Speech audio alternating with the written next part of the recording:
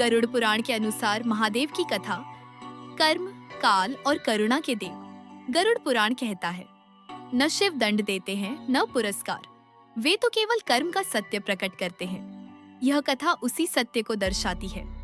बहुत प्राचीन समय की बात है। एक नगर था, सुवर्णपुर। वहाँ का राजा था राजा चंद्रकेतु। राजा बाहर से धर्मात्मा था, मंदिर बनवाता, दान देता, ब्राह्मणों का सम्मान करता, लेकिन भीतर से वह अहंकारी था। वह सोचता था, मैं राजा हूँ, मेरे कर्म पुण्य ही हैं। राजा को शिव भक्ति का घमंड था, लेकिन शिव के तत्व का ज्ञान नहीं। समय बीतता गया और एक दिन राजा की मृत्यु हो गई। गरुड़ पुराण का रहस्य गरुड़ पुराण के अनुसार मृत्यु के बाद आत्मा सीधे मोक्ष या नर्क नहीं जाती, उसे पहले यमलोक के मार्ग से गुजरना होता है। राजा चंद्रकेतु की आत्मा भी यमदूतों के साथ उस मार्ग पर चली। राजा बोला, मैं शिव भक्त हूँ, मुझे स्वर्ग ले चलो। यमदूत मुस्कुराए। उन्होंने कहा, स्वर्ग या नर्क का निर्णय भक्ति से नहीं, कर्म और भाव से होता है। राजा घबरा गया।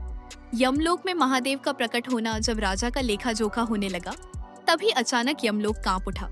आकाश से एक गंभीर स्वर गूंजा। रुको! वह स्वर था महादेव का। भस्म से लिपटा शरीर, जटाओं में गंगा, त्रिनेत्र में काल का ज्ञान। महादेव स्वयं यमलोक आए। यमराज नतमस्तक हो गए।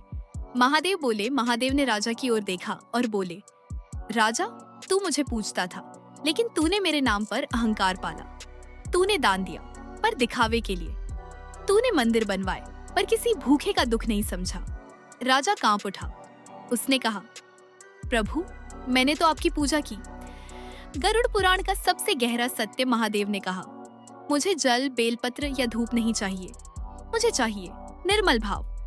जो दूसरों को तुच्छ समझे वह मेरा भक्त नहीं हो सकता।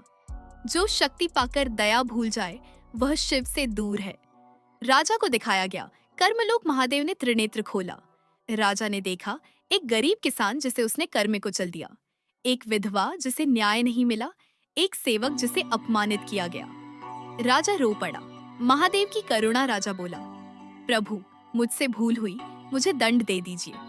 महादेव बोले, शिव दंड नहीं देते, शिव अवसर देते हैं। उन्होंने यमराज से कहा, इस आत्मा को एक बार फिर मानव जीवन दो, लेकिन इस बार सत्ता नहीं, संघर्ष देना। पुनर्जन्म और संदेश। राजा अगले जन्म में एक साधारण किसान बना। गरीबी थी, दुख था, लेकिन अहंकार नहीं। उसने हर दुख में एओम नमः शिवाय कहा, और जब उसकी मृत्यु हुई तो यमदूत नहीं आए, महादेव स्वयं आए। महादेव बोले, अब तू मेरा सच्चा भक्त है, क्योंकि तूने दुख में भी दूसरों का दुख समझा। और राजा की आत्मा शिवलोक में विलीन हो गई। गरुड़ पुराण कहता है, शिव पूजा से नहीं, भाव से प्रसन्न होते हैं। कर्म से कोई नहीं बच सकता। अहंकार सबसे बड़ा पाप है, करुणा ही सच्ची भक्ति है।